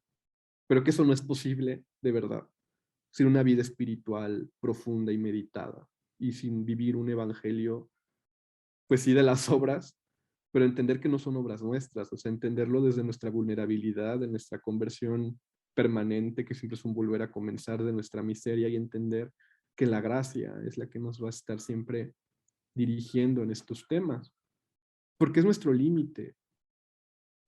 O sea, yo siempre les digo, ¿no? Que la palabra mártir en griego significa testigo, o sea, es llevar nuestro testimonio cristiano a su mayor radicalidad posible y que va más allá de ponernos un pañuelo verde, un pañuelo azul, perdón, y decirnos muy cristianos por defender la vida de esta manera, pero pues defender la vida es muy complejo, como se darán cuenta. O sea, defender la vida es comprometerte con las causas sociales donde el dolor humano está presente. Es un político pro vida o pro persona, pues es quien hace todo eso. Un pro vida es quien intenta llevar su acción política inspirada por la doctrina social y el evangelio. Y como se darán cuenta, toda la doctrina social está basada en eso, ¿no? De hecho, es el primer derecho que ahí nos dijo Juan 23, el derecho a la existencia y a las condiciones dignas de vida. Pero bueno, sigamos con el documento porque de verdad que este es un tema complicado y amplio, muy, muy amplio. Por aquí nos quedamos con esto. No es además necesario que los jóvenes se formen para el ejercicio adecuado de sus tareas en el orden profesional.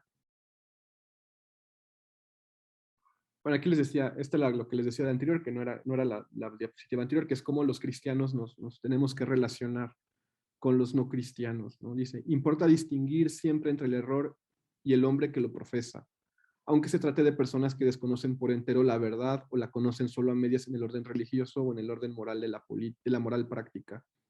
Porque el hombre que yerra no da por ello despojado de su condición de hombre, ni automáticamente pierde jamás su dignidad de persona, dignidad que debe ser tenida siempre en cuenta. Además, la naturaleza humana nunca desaparece la capacidad de superar el error y de buscar el camino por la verdad. Por otra parte, nunca le faltan al hombre las ayudas que la divina providencia en esta materia. Por lo cual, bien puede suceder que quien hoy carece la luz de la fe o profesa doctrinas equivocadas, puede mañana, iluminado por la luz divina, abrazar la verdad. En efecto, si los católicos, por motivos puramente externos, establecen relaciones con quienes viven o no creen en Cristo o creen en Él de forma equivocada, porque viven en el error, pueden ofrecerles una ocasión, un estímulo para alcanzar la verdad. Para mí esta es una de las dimensiones más bonitas del pensamiento social cristiano, que también es una forma de evangelización. Entonces, así como se puede evangelizar en un retiro espiritual, así como se puede evangelizar de muchas formas, un evangelio social, un evangelio de encuentro también puede posibilitar el encuentro con Cristo y la conversión. Y esto creo que es muy bonito porque yo creo que muchos de los testimonios de conversión más fuertes son precisamente por estos, ¿no? Por ejemplo, no sé si alguna vez han escuchado los testimonios de, pues, de la gente que estuvo cerca de Monseñor Romero y que había, por ejemplo, comunidades evangélicas que decían, es que Monseñor Romero era también nuestro obispo, o sea, evangélicos protestantes reconociendo el episcopado de Monseñor Óscar Arnulfo Romero por su mensaje, digamos, mesiánico, profético, y porque reconocían en él una presencia real de Cristo. Y yo creo que esos, no quiero llamarlos liderazgos, porque quizás no son la palabra correcta, pero sí esos testimonios que jalan y que te das cuenta que es posible vivir un evangelio de las obras, creo que son altamente evangelizadores. Otro ejemplo muy bonito al respecto pues, es el de Juan Pablo II. O sea, San Juan Pablo II, creo yo que la mayor fortaleza de su enseñanza y su magisterio está en eso. O sea, yo les confieso que gran parte de mi conversión yo se la debo a, o sea, a conocer a Juan Pablo II más allá de las visitas pastorales y del fervor que yo de niño vivía cuando él venía, ¿no? Realmente conocer eh, el magisterio de Juan Pablo II y cómo tuvo siempre este cuidado, este genio providente por comprender las relaciones políticas complejas. O sea, Juan Pablo II San Juan Pablo II creo que es voy a decirlo así, el más grande diplomático que ha tenido la humanidad en el último siglo. Y su magisterio, por ejemplo, evitó, o su enseñanza, su testimonio, su participación política, evitó una guerra entre los dos polos que había, ¿no? Le recuperó la dignidad a un país como Polonia, a su país. Lo que hizo Solidarność, inspirado por el movimiento de Juan Pablo II y sus ideas, creo que es una de las gracias y testimonios más bellos que tenemos en la iglesia, ¿no? Y mucha gente se convirtió a partir de la obra de Juan Pablo II. Si ustedes vayan a Polonia, Hungría, países que vivieron regímenes comunistas, socialistas muy fuertes, verán que muchos de los católicos que ahí están son católicos por el testimonio de Juan Pablo II, porque fue una presencia que transformó su manera de comprender la vida. Y Juan Pablo II, pues es eso, un evangelio de la doctrina social. Yo creo que uno de los más grandes teóricos en materia social es Juan Pablo II, es Karol Wojtyła. En este ejemplo, pues bueno, o sea, creo que también ahorita en la iglesia tenemos un tesoro providente, que es el magisterio del Papa Francisco. Yo creo que también, estoy segurísimo, porque conozco muchos casos también, de personas que se han convertido por el mensaje social de Francisco. Y que puede comenzar por una simpatía, por alguna frase o algún gesto, pero que esto también después implica una conversión y ya un encuentro con Cristo a partir de una presencia, de una frase donde las personas pudieron reconocer bondad, ¿no? Y demás. Entonces yo creo que en este sentido está la potencia evangelizadora de la doctrina social y de las obras. Y obviamente, pues cuando vivimos este evangelio en primera persona y también somos testimonio, pues las personas se inspiran y encuentran a Cristo, siendo nosotros instrumento, ¿no? Pero bueno, esto es, yo creo, la gran valía. O bueno, o sea, ya les decía el ejemplo de Gasperi, Schumann y Adenauer. O sea, para los católicos con vocación política, o sea, ver esos testimonios, creo que también nos dicen mucho y nos ayudan, ¿no? O sea, yo antes colaboraba con un movimiento, se llama Academia de Líderes Católicos, y ahí pude conocer muchos testimonios de políticos católicos. Y platicando con un político del Partido Demócrata Cristiano chileno, que fue presidente de la ODCA y fue senador en Chile, fue candidato presidencial, pero no ganó. Me decía, yo cuando tenía que tomar una decisión complicada, cuando el panorama político era muy complicado y el discernimiento era muy difícil, decía, yo nada más recordaba aquello de tuyo es el poder y la gloria por siempre, Señor. Discernía, me ponía en manos de Dios y contribuía con la migaja o el granito de arena que generaba un bien posible. Y decía, a lo mejor muchas veces me pude equivocar y demás, pero mi testimonio de conversión y mi testimonio cristiano también desde la vulnerabilidad, dejándolo todo en manos de Dios cuando no se puede hacer nada ya, pues le dio paz, me dio paz interior y me hizo comprender también una dimensión del evangelio que no conocía, ¿no? Que es también la de asumir nuestra vulnerabilidad y nuestra miseria y nuestra pequeñez, inclusive estando en el poder. Entonces creo que esa es la ventaja del cristiano cuando gobierna, ¿no? Que un cristiano coherente, un cristiano con una espiritualidad sólida, pues sabe que no es rey, sino que es siervo, que sabe que, como se dice, ¿no? Como diría el rey Salomón, o sea, tiene temor de Dios. Y al menos yo como ciudadano y como cristiano, pues espero que me gobierne alguien que tenga temor de Dios porque sabe que hay una ley superior a él. Y confío plenamente en que podrá llevar por el mejor puerto posible el poder público, ¿no? Y que va a reconocer que hay una ley superior a la ley del Estado y no me querrá gobernar a partir de ahí, ¿no? Bueno, entonces aquí nos habla, por ejemplo, también de cuáles son las condiciones para la política, porque se tiene que hablar de evolución, no de revolución política. Y para terminar, Pacem Terris nos dice Juan 23, esta frase casi matona, ¿no? Que creo que nos baja siempre el ánimo, digamos, revolucionario, pelagiano, ¿no? Dice, debas de, sin embargo, tener en cuenta que la grandeza y la sublimidad de esta empresa, o sea, del pensamiento social, son tales que su realización no puede en modo alguno obtenerse por las solas fuerzas naturales del hombre, aunque está movido por la buena y loable voluntad. Pero que la sociedad humana constituya, para que la sociedad humana constituya un reflejo lo más perfecto posible del reino de Dios, es de todo punto necesario el auxilio sobrenatural del cielo. Y con eso termina Pacem Terris. Entonces, pues, aquí ya, digamos, ya comienza el magisterio social más directo a nosotros, ¿no? Que como se dan cuenta, pues ya aquí en Pacem Terris hay mucho de lo que después ya va a aparecer en los documentos del concilio. Y que todo el magisterio social posterior al concilio, pues claro que bebe de Pacem Terris. Pacem Terris, si se dan cuenta, está en continuidad perfecta magisterial con Rerum Novarum. O sea, eso es uno de los temas que me interesan que ustedes se den cuenta. O sea, que esta lectura falseada y ideologizada de que un papa se opone a otro y de que así como si fueran presidentes, ¿no? O sea, de que Juan 23 fue mejor que Pío 11 y que Pío 11 fue mejor que que León XIII y que Rerum Novarum se contradice con Pacem Terris y que Pacem Terris se va a contradecir con Fratelli Tutti. O sea, son lecturas absurdas.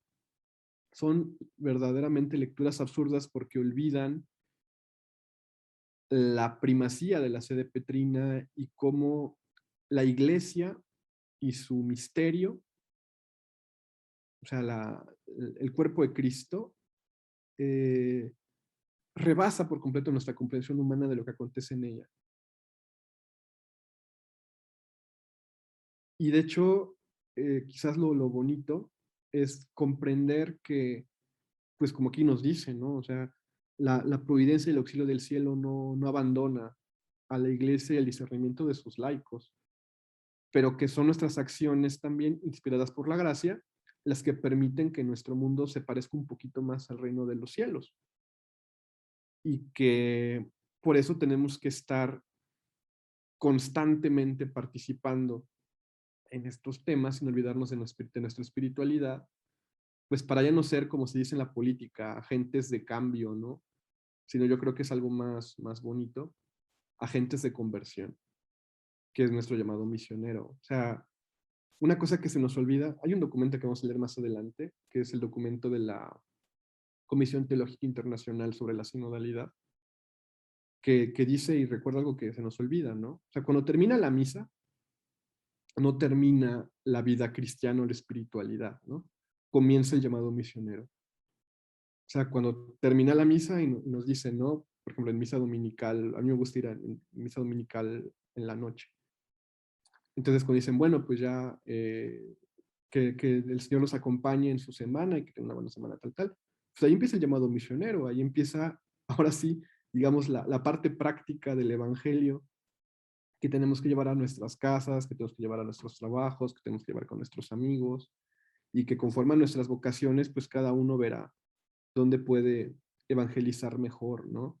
Pero dense cuenta que la evangelización tiene muchos medios y muchas herramientas que nos ayudan y que no estamos solos. O sea, a veces la evangelización nos parece algo así como una misión muy grande y que creemos que por la mera gracia y la inspiración por el Espíritu Santo podremos hacerlo. Pero vean todo el material que tiene la iglesia al respecto. Hay un magisterio, hay una enseñanza, una doctrina al respecto que tiene muchísima gente que le está pensando y le está trabajando. Entonces yo creo que nuestra mayor responsabilidad es acogerlo y cultivarlo. Como les dije, pues ya será nuestra fidelidad creativa lo que nos lo permitirá hacer. Pero por lo pronto, que no nos abrume, como yo les digo, ¿no? O sea, cuando tengan una duda, cuando no sepan qué es o cómo es, les aseguro que en el magisterio hay una respuesta. Y que por la iglesia han pasado millones de personas que se han hecho estas preguntas y que como pueblo de Dios han podido discernir estas cuestiones y siempre tenemos, digamos, la versión más depurada del problema, gracias a Dios.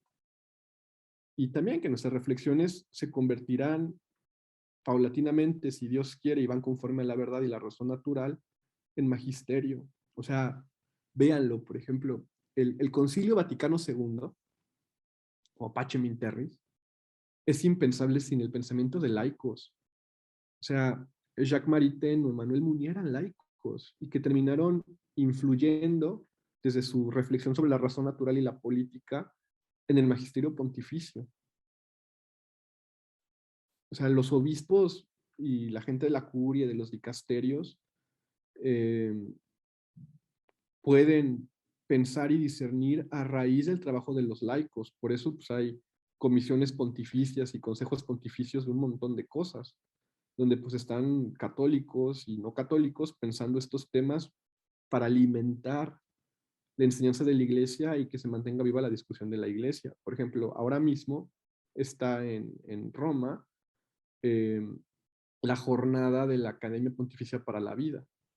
Entonces, pues, todos los miembros de la Academia Pontificia para la Vida ahorita están en Roma pensando nuevas maneras de comprender estos temas de bioética y a partir de ahí ofrecer soluciones y acciones políticas más completas. Pero no es un pensamiento que lo decide una sola persona. Hay miembros de todos los países. Y por eso es importante también conocer pues estas obras y estos magisterios y demás y movernos, ¿no? O sea, yo creo que, por ejemplo, un católico que sea administrador o tenga una empresa o de clases de economía y demás, pues tendría que conocer bien el magisterio social de la iglesia, ¿no? Entonces, que eso es algo triste. Por ejemplo, yo molesto mucho a mis amigos que estudiaron finanzas o administración pública en la NAHUAC o en la UP, porque les digo, es que ustedes fueron más formados en Friedman y en las escuelas del pensamiento económico liberal clásico que en la doctrina social de la iglesia. Y los que tienen como un poco de mayor conversión y más me dicen, pues sí, sí es cierto. O sea, inclusive en los programas, digamos, sobre economía y cuestiones sociales, no tienes una materia de doctrina social de la iglesia. O sea, te enseñan más como lo que han dicho los grandes teóricos a lo que ha dicho la iglesia, ¿no? Y por eso, pues, encontramos deformaciones en la formación y en las prácticas de los católicos en política desde la ignorancia. Y claro que está bien leer a Friedman, y claro que está bien inclusive leer a Marx y demás, pero siempre discernidos bajo la luz del Evangelio y del magisterio de la Iglesia, que pues es la brújula a la que los católicos tenemos que estar apuntando en todo momento. No sé si alguien tenga alguna pregunta, alguna participación, alguna inquietud. Está precioso. De verdad, gracias, José Miguel. Creo que ha sido la clase que más me ha gustado. Todas me gustan, pero esta es la que más me ha gustado. Gracias, Inés. Ricardo, adelante. ¿Qué tal? Muchas gracias, Miguel. La neta es que creo que también fue una clase muy, muy buena. Me encantó, sobre todo lo que decías bueno, a mí también me mueve mucho San Juan Pablo II. Creo que más allá de la parte, pues, visible e incluso sentimental, ¿no? Que pueda generar el ver todo lo que hizo. De verdad pues era un crack, ¿no? O sea, ha estado muy, muy cañón. Y él creo que también ha ayudado mucho pues a las personas, ha generado incidencia, pues bueno, generó incidencia política, ¿no? Ya lo decías, sobre todo en Polonia. El caso ahí de Solidaridad fue algo que a mí me ha marcado mucho. Incluso también recomendarles que vean la vida de un beato que se llama Jerzy Popieluszko, que también es alguien que, híjole, de verdad me encanta, ¿no? O sea, desde que conocí su vida, lo que hizo y cómo llegó incluso hasta el martirio, fue algo como, pues muy padre, ¿no? Y que te hace ver, neta, cómo es que, pues al final la voluntad de Dios siempre se cumple. Sí, ahorita lo escribo, ¿no? Y no tomándolo como un caso todo fundamentalista, ¿no? Porque creo que ese ha sido el riesgo últimamente, que cuando dicen se cumple la voluntad de Dios es como, híjole, ya verlo de una manera súper, súper fundamentalista, súper loca, y hay que entenderlo pues de otra forma, ¿no? Y desde la visión de la doctrina social de la iglesia, el magisterio de la iglesia, o sea, incluso de vivir la gracia en todo momento, ¿no? Entonces creo que sí fue una clase muy, muy buena, muy padre. Y también lo que mencionaba, lo que preguntaba Inés, ¿no? De cómo le hacemos. Igual con un poquito de contexto, yo me di cuenta que empezaron mucho las críticas ahora con todo lo del aborto. Decían es que los sacerdotes no están formando a su pueblo, los sacerdotes no están haciendo su trabajo. Y por ahí veía la respuesta de un sacerdote que decía, pues bueno, es que, o sea, sí tenemos una labor de evangelización, pues también de ustedes laicos, ¿no? O sea, es su responsabilidad. Y creo que ahí lo importante es que cada uno de nosotros trabajemos en iniciativas, pues generar iniciativas nuevas, sumarse a iniciativas que ya existan. Y yo sí le apostaría muchísimo al tema de formación. En lo personal, pues bueno, yo estoy en el Partido de Acción Nacional, ahí he estado desde los 17 años y al menos yo ahí he encontrado como mi camino y que incluso en esos lugares, aunque ustedes no lo puedan creer, pues sí hace mucha falta, ¿no? Hace mucha falta el tema de la formación y no se trata de convertir a todos al catolicismo, porque también creo que no, pues no es el espacio, ¿no? Que algunos lo llegan a ver así, pero sí es dejar una huella dentro de tu comunidad, dentro de tus, pues sí, de tus ámbitos de incidencia. Entonces, creo que la invitación aquí sería a que si alguno tiene como inquietud, curiosidad en generar pues nuevos esquemas, o sea, incluso ayudar pues a los mismos sacerdotes, ¿no? A ver, nuestra labor como laicos es también apoyarlos en lo social y saber que los sacerdotes pues ellos no van a participar en la política, ¿no? Al menos así, tal como un laico. Y ahí es donde nosotros tenemos pues que tomar cartas en el asunto y por eso insisto en que creo que es bien importante el generar esquemas de participación, ya sea pues en partidos políticos, en sociedad civil, incluso dentro de la misma colonia, ¿no? Algo que yo luego llego a decir en mis capacitaciones que doy por parte del partido es como, a ver, ¿cuántos de nosotros conocemos a nuestros vecinos, ¿no? ¿Cuántos de nosotros conocemos las problemáticas de nuestra colonia? Y creo que cuando uno empieza a involucrarse en esas cosas, y si de verdad nosotros nos decimos, pues católicos convencidos y que queremos generar incidencia en lo público, pues es como, bueno, yo sé que tal vez un vecino está pasando por X problema y vamos a ayudarlo. Y después de ahí te vas dando cuenta que, oye, también este vecino, también aquel, en esta colonia también pasa lo mismo, y vaya, o sea, al final, ¿por qué digo todo esto? Porque, insisto, creo que también es importante involucrarse con la realidad. No es solamente quedarte como espectador y es el hecho de decir, ok, conozco las problemáticas de mi sociedad y en función de eso yo también veo que puedo aportar. Entonces, creo que sí haría de nuevo ese llamado a que no estemos de ociosos, que nos involucremos en lo inmediato, así sea solamente en nuestra colonia, en nuestra cuadra, y en función de eso uno ya puede empezar a ver qué es lo que hace falta, cómo podemos apoyar a la iglesia y de qué manera podemos hacer pues viva la doctrina social de la iglesia. Y eso sería todo. Gracias. Muchísimas gracias, Ricardo, por tu intervención y también por tu testimonio, porque yo que también te conozco un poco por la otra vida, porque en eso los dos compartimos militancia, no solo en la religión, sino también somos compañeros en Acción Nacional. Creo que lo podemos ver, ¿no? Y al mismo tiempo, por ejemplo, ahora que cuentas tu testimonio, a mí una cosa que me ha, dado, que me ha dado mucha libertad dentro del PAN ha sido entender que mi militancia no es, digamos, un apéndice de mi vocación evangelizadora. O sea, yo milito en el PAN porque considero que es donde puedo construir un bien posible a partir de una vocación política que tengo, sobre todo en la formación en doctrina social o en principios humanistas, como decimos de manera laica, ¿no? Pero que también eso me permite ser crítico, por ejemplo, del partido cuando hay posturas que atentan a la dignidad de la persona. Y, y que esto pues también hace que, pues, o sea, digamos, el lugar evangelizador se, es permanente independientemente de las formas con las que uno pueda tenerlas, ¿no?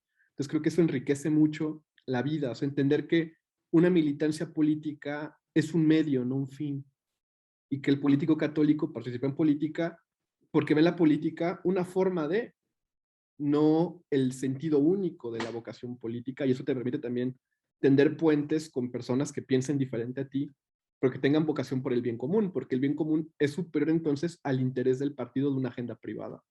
Y creo que eso es lo que verdaderamente debe de impulsar la vida política, y que conforme tengamos esa participación, podremos buscar un bien posible, ¿no? Entonces, de nuevo, yo no les digo que si son mexicanos que militen en el PAN, pues tienen vocación política, les puedo asegurar que ahí hay todavía vestigios de católicos humanistas que creemos en esta vocación, y que desde ahí intentamos hacer algo, ¿no? Y si el PAN algún día traiciona estos principios, pues ya buscaremos otra forma. Gracias, Ricardo, por tu testimonio. ¿Sí, Alejandro? Sí, pues muchas gracias, José. Fíjate que, bueno, yo soy seminarista y cayó muy providencialmente tu curso, porque bueno, ahorita estoy cursando el 5º semestre de filosofía y se supone que íbamos a llevar la materia de doctrina social de la Iglesia. Sin embargo, no se encontró algún docente y no la estamos llevando. Estamos llevando un seminario filosófico de del personalismo. Eso es lo que estamos llevando y está muy bueno. Y la verdad es que tu curso está complementando todas esas ideas. Me está gustando muchísimo. Invité a mis compañeros seminaristas y uno de ellos está aquí. Bueno, creo que ahorita ya salió, pero uno de ellos sí entró al curso, sí lo está llevando. Y y pues bueno, yo creo que hace falta, al menos desde este lado de la experiencia que tengo siendo seminarista, pues nos hace falta buscar estas herramientas. Si bien yo vengo de haber sido misionero, hace 10 años que ingresé para ser misionero, y ahí me enseñaron a dar cursos, 9 cursos de evangelización. El 9º curso era el curso, o es el curso de doctrina social. Siempre nos lo marcaron como el culmen de la vida religiosa, como el culmen de la vida católica. Entonces, pues creo que yo estoy enamorado de la doctrina social, la verdad. A mí me súper encanta y estoy mucho con las ideas de San Juan Pablo, de Benedicto, de Óscar Arnulfo Romero, etcétera, etcétera. Pero creo que todo esto parte del comprender la necesidad de la gente. Creo que la experiencia de haber sido misionero es lo que me ha traído todo eso. Por otro lado, también yo, pues, tengo, tengo un historial en la política. Estuve militando en algunos partidos, incluso fui regidor en mi municipio. Entonces, siempre el involucrarse pues participativamente, o no me encuentro la palabra, pero el involucrarse en esas áreas también me dio mucho para ver desde el otro lado. Creo que como misionero se ve mucho desde la parte del individuo y como político se ve ya como desde la parte de la masa, o digamos, de un lado lo ves individual y de otro lado general. Pero creo que es muy bueno involucrarse en todo esto. Y pues esta herramienta que es este curso, a mí me está ayudando mucho. Créeme que espero todos los domingos para tomarlo y me está gustando cada vez más.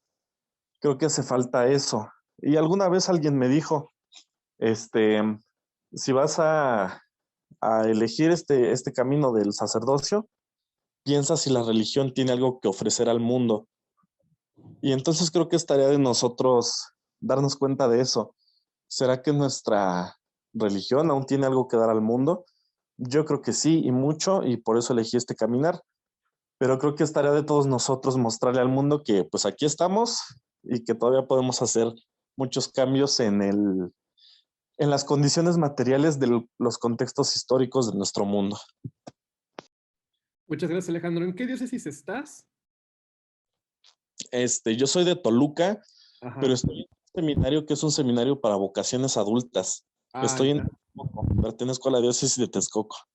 Ok.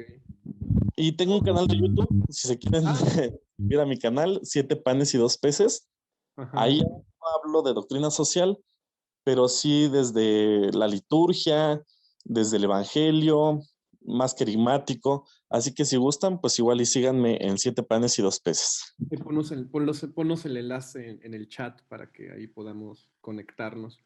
Y mira, qué bonito tu testimonio, Alejandro, porque nos damos cuenta de que no toda vocación por la doctrina social termina siendo político. O sea, por ejemplo, a mí un testimonio que me marcó mucho, porque en un momento de mi formación estuve en contacto con este carisma de muy cerca, que fue en el Hogar de Cristo en Chile, es el testimonio de San Alberto Hurtado. O sea, San Alberto Hurtado era un sacerdote con iniciativa pastoral, con espiritualidad ignaciana muy, muy fuerte, un jesuita de esos de antaño, que él partía todas sus acciones de una frase muy simple, pero que creo que es importantísima para el evangelio de las obras, que él decía, contento Señor, contento, ¿no? Entonces, esta idea de ir sumando gente a partir de la alegría, a partir del encuentro y de darnos cuenta de que Cristo nos quiere bien, o sea, que el yugo no, el yugo de Cristo no es un yugo pesado y que su obra no se puede hacer con una sola mano, o sea, como tú dices, ahorita que recordabas esto de los panes y los peces, pues ese es el gran milagro, o sea, que nosotros como cristianos estamos llamados a poner nuestros dones al servicio común de la iglesia y que solo así pues podremos evangelizar y cada quien de nuestra trinchera vamos a contribuir. Pero creo que es bonito y creo que es lo que ahorita está sucediendo aquí en esta sesión, pues que todos reflexionemos y podamos como iglesia, como pueblo de Dios, también tener un encuentro. Entonces yo creo que sería muy bonito, porque los hay, pero a lo mejor no tienen tanta difusión, que así como tenemos los congresos eucarísticos, así como hay jornadas nacionales de pastoral profética, de pastoral juvenil y demás, pudieran existir encuentros de pastoral social. O sea, por ejemplo, al menos en mi diócesis, yo soy de la diócesis de Querétaro y creo que la conozco bien. Gracias a Dios ahorita llegó un obispo con mucha vocación social, Monseñor Fidencio, que ha puesto mucho énfasis en la doctrina social y en la pastoral social. El problema pues, es que no hay, como tú lo dices, hay muy pocos formadores en este tema. Entonces, o sea, yo lo veo porque de verdad, o sea,